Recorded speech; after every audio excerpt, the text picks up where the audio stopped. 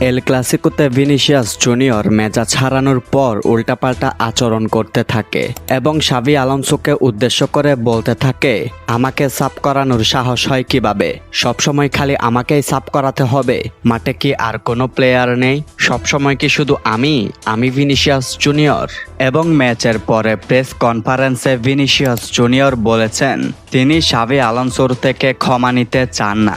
Vinicius junior তার এজেন্টকে পরিষ্কারভাবে বলে দিয়েছেন যদি তিনি রিয়াল মাদ্রিদের নিয়মিত স্টার্টার না হন, তিনি যদি ভালো করে গেম টাইম না পান, এইরকম উল্টাপাল্টা সময়ে যদি তাকে সাফ হয়ে যেতে হয়, যদি 90 মিনিট খেলার সময় না পান, তাহলে তিনি আগামী সিজনে রিয়াল মাদ্রিদ ছাড়ার কথা চিন্তা ভাবনা করবেন।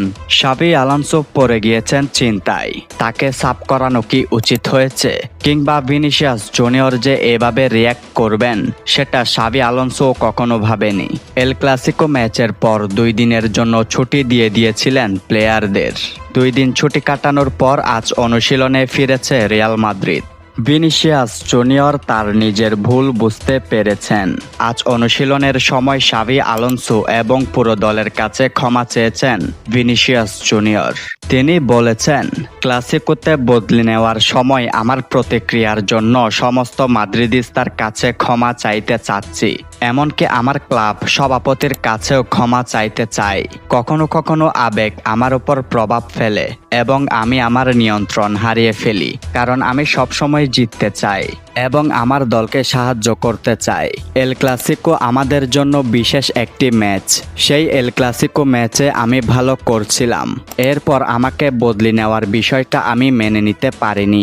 আমি প্রথম দিন থেকেই রিয়াল মাদ্রিদের ভালোর জন্য প্রতি সেকেন্ড লড়াই চালিয়ে যাওয়ার প্রতিশ্রুতি দিচ্ছি, যেমনটা আমি করেছি, এবং আমার সেই দিনের আচরণের জন্য প্রতিটা মাদ্রিদিস্তার কাছে আমি ক্ষমা চাচ্ছি। এটাকেই বলে রয়্যাল মেন্টালিটি। তাই তো রিয়াল মাদ্রিদের ভক্তরা রিয়াল মাদ্রিদকে ভালোবেসে বলে রয়্যাল মাদ্রিদ। রিয়াল মাদ্রিদ কেন বিশ্বের সেরা ক্লাব এবার বুঝলেন তো? মাদ্রিদে সবার আগে তাদের ক্লাব, তারপরে প্লেয়ার। সে যত বড় তারকাই হোক না কেন, ক্রিস্টিয়ানো রোনালদো কিংবা গ্যারেথ বেল, কেউ কখনো রিয়াল মাদ্রিদ থেকে বড় হতে পারেনি, আর ভবিষ্যতে পারবেও না। এবং এই জায়গাতেই রিয়াল মাদ্রিদ সবার চাইতে এগিয়ে, এবং সেই জন্যই তারা এতগুলো ট্রফির মালিক, ইউরোপের রাজা। এই ধরনের মেন্টালিটি অন্য কোনো দলের প্লেয়ারের কাছে আছে কিনা আমার জানা নেই, তবে রিয়াল মাদ্রিদ এই জায়গায় সবার থেকে আলাদা। এবং মাদ্রিদিস্তাদের কাছে ক্ষমা চেয়ে ভিনিসিয়াস জুনিয়র তার ব্যক্তিত্বের পরিচয় দিয়েছেন। তিনি সবার চোখে আঙুল দিয়ে বুঝিয়ে দিয়েছেন যে সবার আগে ক্লাব, তারপর বাকি সব। সেই দিন ভিনিসিয়াস জুনিয়র রাগ করে স্টেডিয়াম ত্যাগ করার পর রাইভালরা হয়তো হেসেছিলেন, তবে তাদের হাসি বেশিক্ষণ চিরস্থায়ী হয়নি।